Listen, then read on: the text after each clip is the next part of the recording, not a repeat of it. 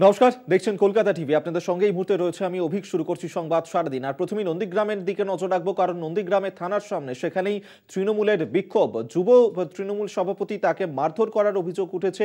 পুলিশকে তারা জানিয়েছেন, কিন্তু এখনো পর্যন্ত কোনো ব্যবস্থা নেওয়া হয়নি, যার কারণেই থানার সামনে এই বিক্ষোভ চলছে নন্দীগ্রামে। সেখানেই এই বিক্ষোভ যুব তৃণমূলের সদস্যদের, যুব তৃণমূল সভাপতিকে মারধর করার অভিযোগেই এই বিক্ষোভ চলছে।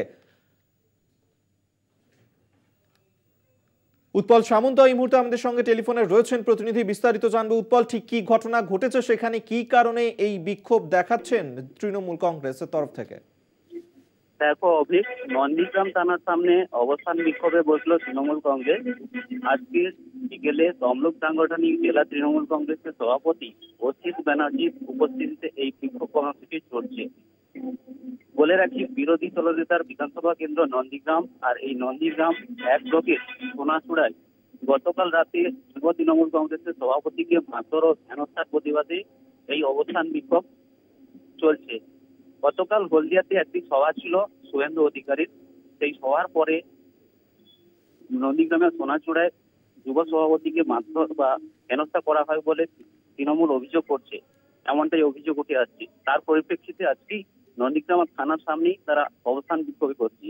যেটা অভিযোগ যে এর আগেও তার বিরুদ্ধে, মানে বিজেপির বিরুদ্ধে বিভিন্ন অভিযোগ ছিল, এই যুব সভাপতিকে মারধরও করেছিল এবং বারবার অভিযোগ জানিয়েও কোনো সুরাহা হয়নি। তাই আজকের এই বিক্ষোভে তৃণমূল কংগ্রেস নেতৃত্বরা করছেন। জানিয়ে একটা চাঞ্চল্য রয়েছে এলাকায়, এবং যতক্ষণ না গ্রেফতার করা হয় দোষীকে, ততক্ষণ পর্যন্ত এই অবস্থান বিক্ষোভ চলবে বলে জানা যাচ্ছে। অভিক, বেশ, আপাতত ধন্যবাদ উৎপল তোমায়। উৎপল সামন্ত এতক্ষণ আমাদের সঙ্গে টেলিফোনে ছিলেন প্রতিনিধি। অর্থাৎ যে ঘটনা ঘটেছে, পুলিশের ভূমিকা নিয়ে প্রশ্ন উঠছে সোনাচূড়ায়। সেখানেই যুব তৃণমূল সভাপতিকে মারধরের অভিযোগ, এখনো পর্যন্ত গ্রেফতার করা হয়নি অভিযুক্তদের, যার কারণে নন্দীগ্রামের থানার সামনে বিক্ষোভ তৃণমূলের।